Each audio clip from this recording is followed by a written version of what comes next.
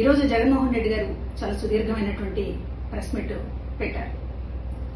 ఎక్కాల్సిన రైలు ఒక జీవితకాలం లేట్ అన్నట్లు అసెంబ్లీ సమావేశాలు అన్నీ అయిపోయిన తర్వాత తీరుబడిగా మాడిపోయిన మసాలా దోశను రాష్ట్ర ప్రజల ముఖాన పడేసినట్లుగా ఆయన చాలా కూలుగా విషయాలు మాట్లాడారు.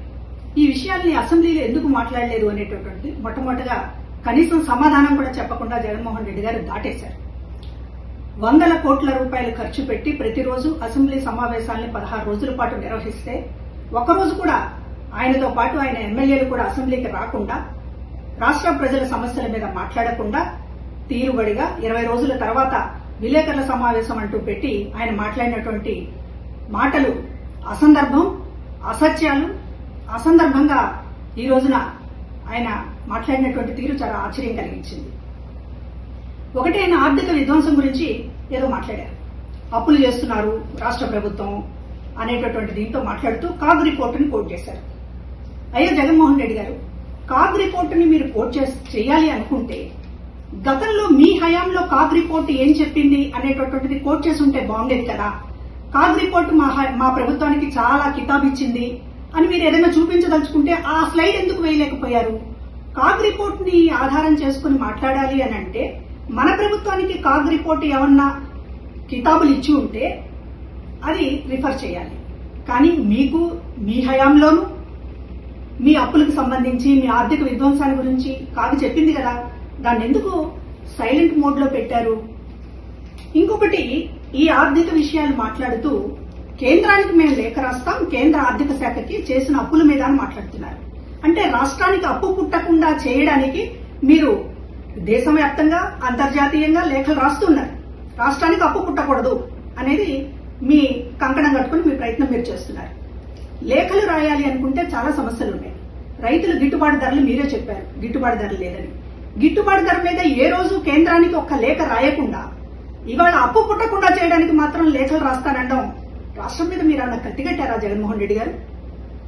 ఇంకొకటి, మహిళల వేధింపులపైన చంద్రబాబు గారి చర్యలు తీసుకోవడం లేదు అని మాట్లాడారు. అసలు ఈ మాట మాట్లాడే అర్హత జగన్మోహన్ రెడ్డి గారికి ఉందా? ఒక ఎంపీ న్యూడ్ కాల్స్ తో దేశమంతా రాష్ట్రం పరువు తీసినప్పుడు ఆ ఎంపీ మీద మీరేం చర్యలు తీసుకున్నారు జగన్మోహన్ రెడ్డి గారు? మీ మంత్రులు గంట అరగంట అని చెప్పేటటువంటి ఒక అశ్లీలమైనటువంటి మాటలు మాట్లాడుతున్నప్పుడు మీరేం చర్యలు తీసుకున్నారు? స్వయంగా మీ చెల్లి షర్మిల మీద ఆ వర్రా రవీందర్ రెడ్డి అనేటటువంటి వాడు చాలా జుగుప్సాకరంగా పోస్టులు పెట్టినప్పుడు మీరేం చర్యలు తీసుకున్నారు? పైగా అతను వెనకేసుకొచ్చారే. మరి అట్లాంటి వాళ్ళకి నైతిక అర్హత ఉంటుందా? మరొకళ్ళు చేయలేదు, మరొకళ్ళు చర్యలు తీసుకోవడం లేదు అని మాట్లాడేటటువంటి అర్హత ఉంటుందా జగన్ గారు? ఇంకా ఏం మాట్లాడారు? తండ్రిని లోకేష్ జాకీలెత్తి లేపుతున్నాడు అని చెప్పి మాట్లాడుతున్నారు.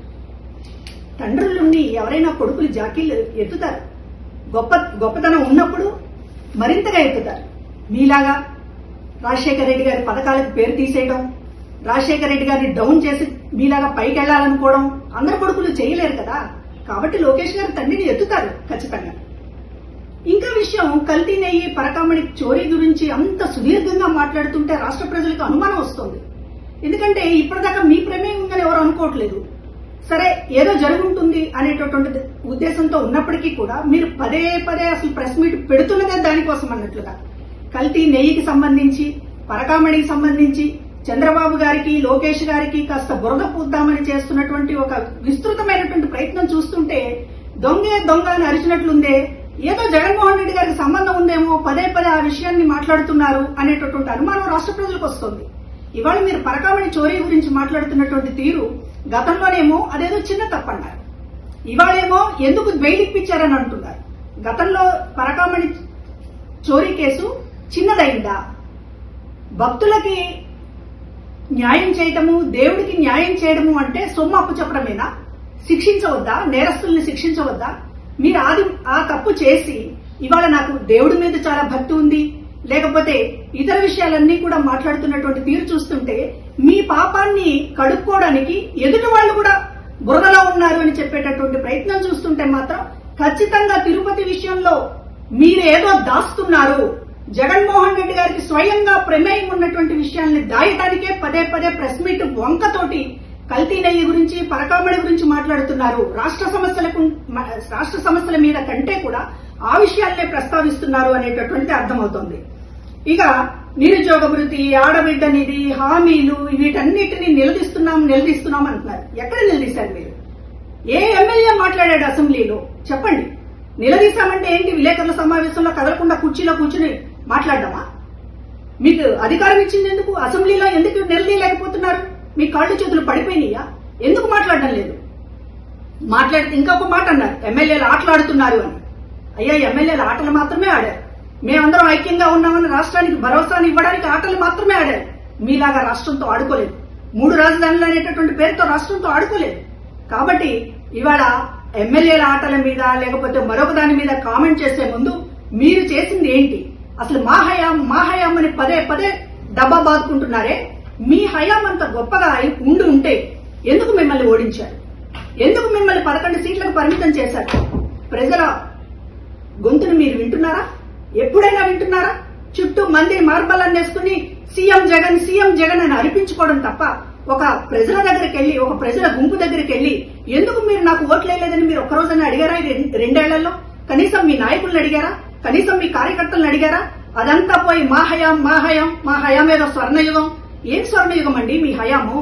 మీ హయాం స్వర్ణయుగం కాదు, ఒక రాక్షస యుగం అనే కదా ప్రజలు తీర్పిచ్చింది. దాన్ని మీరు చెవికెక్కించుకోకుండా పదే పదే విలేకరుల సమావేశంతో మళ్లీ ఎందుకు మాకు రీల్ చూపిస్తున్నారు?